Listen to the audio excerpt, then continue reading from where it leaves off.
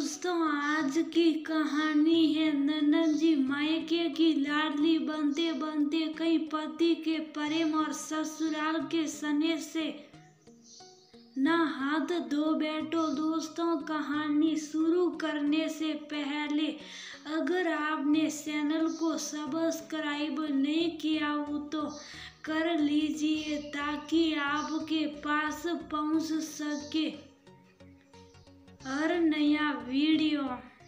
2-3 दिनों के बुखार ने जैसे मालती जी के शरीर को तोड़कर ही रख दिया था। बुखार तो अब नहीं था, लेकिन कमजोरी थी जो जाने का नाम नहीं ले रही थी। ऊपर से बहू निया की भी चिंता हो रही थी, जाने कैसे अकेले सब कर रही होगी।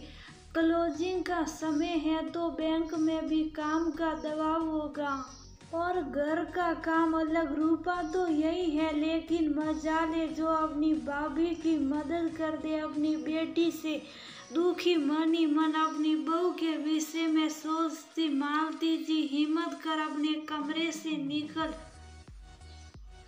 नीचे आंगन की और बड़ी ही थी कि अपनी सास की आवाजें सुनाई दी जो मालती जी को देखते ही खुश और तीरव हो रही थी। आ गई, अच्छा ही हुआ जो खुद आ गई। अब अपनी आंखों से ही देख लो कैसे तुम्हारी बहू अपनी दादी सास को पलट कर जवाब देती है। आज तक जो मेरी बहू ने नहीं किया वह पोते की बहू कर रही है। बस यही देखना रह गया था। इस उम्र में अपनी सास को क्रोध से सीखते देख और बहू निया को रोते देख मालती जी एक पल को सन रह गई। आखिर ऐसा क्या हो गया माँ जी, आप इतनी नाराज क्यों हैं? निया है बहू तो बहुत समझदार सुलझी हुई लड़की है, ऐसी क्या गलती कर बैठी। मैं बताती हूँ मम्मी, मैंने भाभी से उनके कंगन क्या मांग लिए, उन्होंने तो साफ साफ मना कर दिया देने से। और फिर कौन सा हमेशा ले रही थी मैं इनके कंगन। सोचा ससुराल में फंक्शन था तो भाभी के ही पहन लेती हूँ, फिर बाद में लौटा दूंगी। मालती जी की बेटी रूपा ने बिना एक पल देर किए अपनी भाभी की शिकायत की पोटली खोल बैठी। मालती जी समझ गई थी कि माजरा क्या था और आखिर समझती भी क्यों ना अपनी सास के कठोर और बेटी के लालची स्वभाव को उनसे अधिक कौन जानता था। मालती जी की सास ने हमेशा मालती को दबा के रखा था।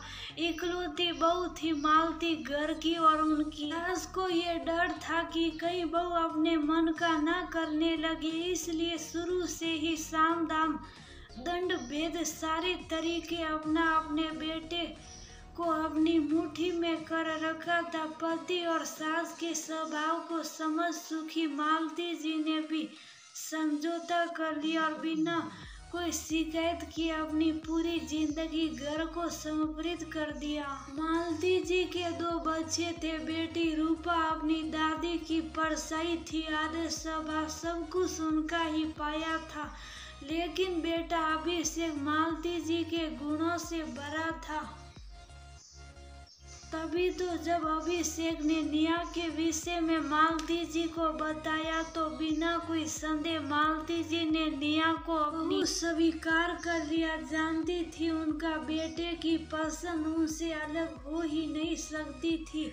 निया थी भी बहुत प्यारी। बचपन में माता पिता की मृत्यु के बाद सासा सासी के घर अभावों में पल कर भी अपने बल पर बैंक में नौकरी पा चुकी थी। सुंदर इतनी की जो देखते बस देखता रह जाए। वही रूपा शादी के बाद भी अक्सर मायके में ही नजर आती और जब भी आती ससुराल में लड़ झगड़ कर, और जब मालती कुछ समझाती तो दोनों दादी पोती मालती से लड़ बैठती। अगर नेहा मना कर रही है तो उसका कुछ तो कारण होगा माँ जी, वरना आज तक रूपा ने अपनी भाभी की जिस चीज पर भी हाथ रखा है, नेहा ने बिना देर किए वो चीज रूपा को दे दिया। क्यों? रूपा सही कर रही हूँ ना, तो कौन सा एहसान की आनंद है, हक बनता है उसका। रूपा कुछ बोलती उससे पहले उसकी दादी ही उसकी वकालत करने लगी।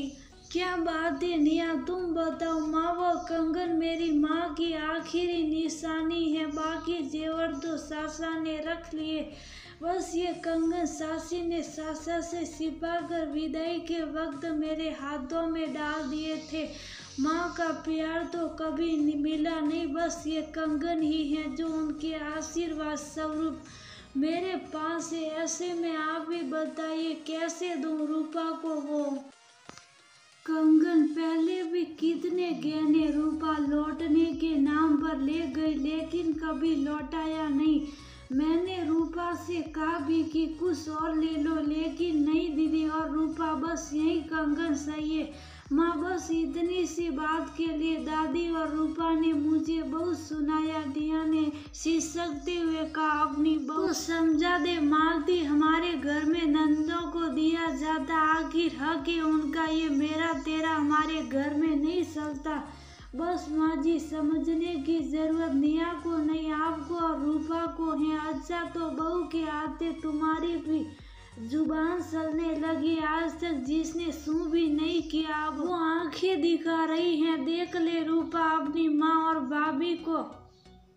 अब बहू और सास ने मिलकर अलग पार्टी बना ली है। सही कर रही है माँ जी, आज तक सू भी आपके हर अत्याचार को निःशब्द हो सहती रही, कभी कोई शिकायत नहीं की। लेकिन अब नहीं सहूंगी। अब ये सास अपनी बहू के लिए हर वो काम करेगी जो मेरी सास ने कभी मेरे लिए नहीं किया। मेरी शादी के सारे जेवर साड़ी आपने नंदों का हक को अपनी बेटियों को दे दिया। यहाँ तक कि जब भी कोई अच्छी चीज मेरे मायके से आती, आप अपनी बेटियों के लिए रखवा लेती। मैंने कभी कुछ नहीं कहा, लेकिन अब बस कीजिए। नंदों का हक कह कर बहुओं को शोषण करना मानती हूँ, नंदे आदरणीय होती हैं, लेकिन इसका मतलब ये बिल्कुल नहीं कि बहुओं के हक और उनके मन को मार नंदों की आप भगत की जाए। रूपा की शादी से लेकर आज तक रूपा के पापा ने उसकी हर मांग की है, लेकिन बेटी के हक के नाम पर मैं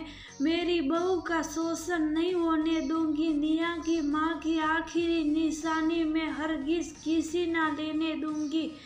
भाग्यशाली है आप माँ जी की नेहा जैसी सुलझी और सरल स्वभाव पोता बहू मिली है। उसका मान करेगी तो ही सम्मान पाएगी। अब वो नहीं रहा कि बहुओं को दबा कर रखा जाए, अब तो प्यार देगी तो सम्मान पाएगी। इसलिए समझदारी इसी में है कि समय के साथ आप भी बदल जाए। और रूपा, तुम बार बार मायके आने की जरूरत नहीं, अब अपना घर संभालो। देखना कहीं दादी की लाडली बनते बनते कहीं पति के प्रेम और ससुराल के समय से ना हाथ धो बैठो। फिर ना कहना कि माँ ने समझाया नहीं। गाय समान अपनी मुख और सीधी मालती बहू को यूं बोलता देख दादी की बोलती बंद हो चुकी थी। समझ चुकी थी कि अब शुभ रहने में ही भलाई है। और रूपा अपनी माँ की फटकार सुन ससुराल लौटने के लिए अपना बैग समेटने लगी थी। वही नेहा की नजरों में अपनी ममतामयी सासू माँ के लिए मान सम्मान दोगुना हो चुका था। अपने लिए सदा शुभ रहने वाली मालती जी ने अपनी बहू के हक में आवाज उठा साबित कर दिया था कि अगर सास सुलझी और ममता मई हो तो बहुओं का हक कोई नहीं छीन